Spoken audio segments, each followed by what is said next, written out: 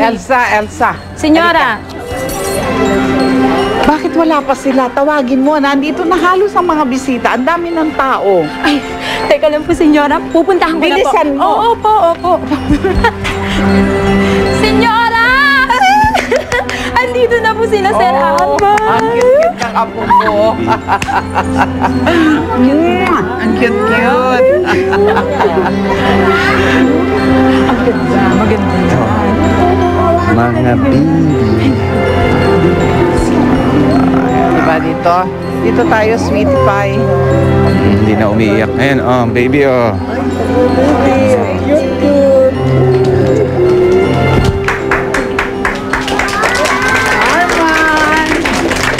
Arman! Look who's here! Hi, Arman. Ay, Celeste. Oh, so this is Corinne. Corinne, yeah, baby Corinne. Oh, hello, Corinne. Photographer, halika dito. Halika. Nakunan mo na ba sila kanina nung mga pictures? Yes, ma'am. Okay, kunan mo sila ngayon yan, ha? Ngayon, daihan mo ng kuha. Silang tatlo. Yes, ma'am. Okay po. Mga kids, wala tayo! Mga kids, dali! Blow.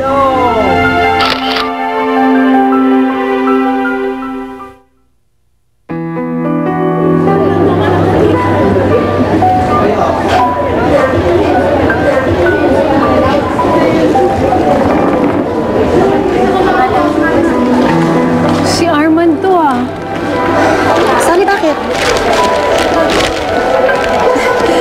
Ang anak ko.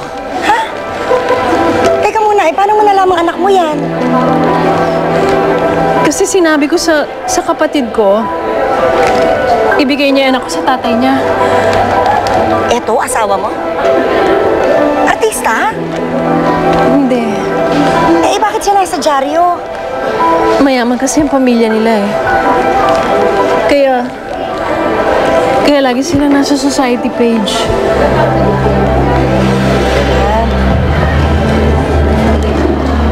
Okay naman pala ang buhay ng anak mo eh. Yung anak ko, nasa tiyahin ko sa Isabela. Pinapatulong nga daw siya dun sa bukid. Doon ang araw siya ni Regla. Kawawa naman yung anak ko. Babaeng tao. Pinag-aararo.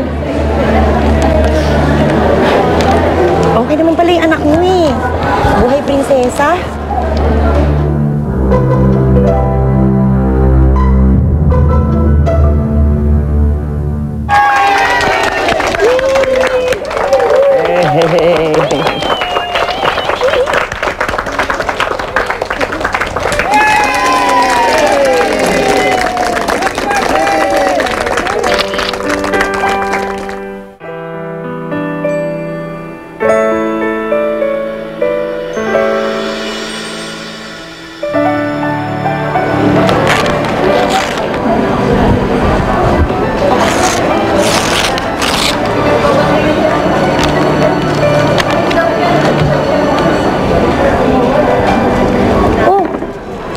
Picture na naman.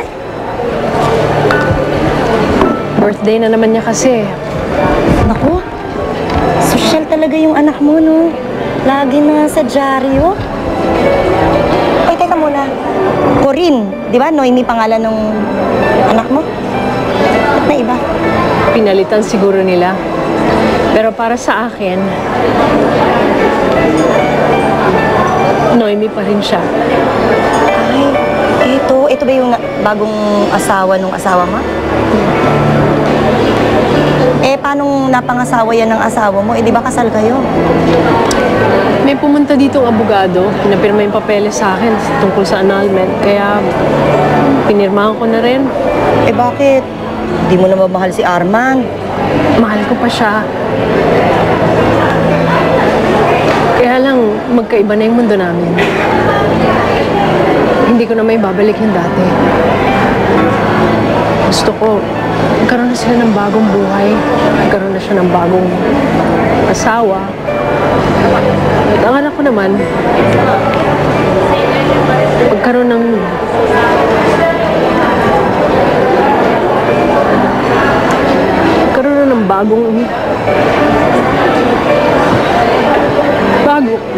bagong ina. Martir mo naman. Mas gusto ko pang may kilalaning ibang ina ang anak ko.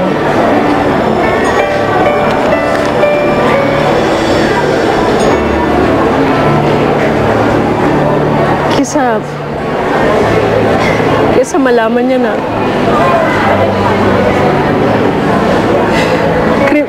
kriminal ang nanay niya.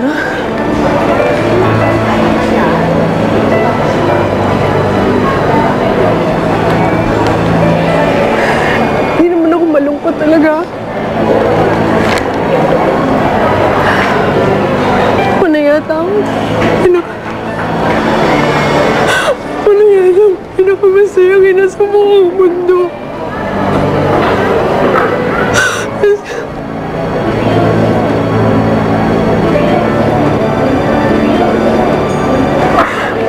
Basta alam kong maginhawa ang anak ko. Walang nananakit sa kanya. Tama na po! Tita David! Aray ko po! Sakit po! Tita David! Talagang mapipilas yung tenga mo dahil ang tigas-tigas ng ulo mo. Hoy! Ano ba yan?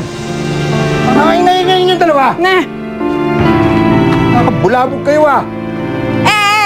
Itong si Noemi. Ano? Inutusan kong magigib ng tubig. Pagkatagal-tagal. Hindi naman pala nagigib. Nagigib naman po ako kanini! Nasan nga? Asan ang tubig? Yun ba yun? Nagamit ko panligo. Kita mo naman ang init ng panahon Buha ka na lang kasi ulit. Oh.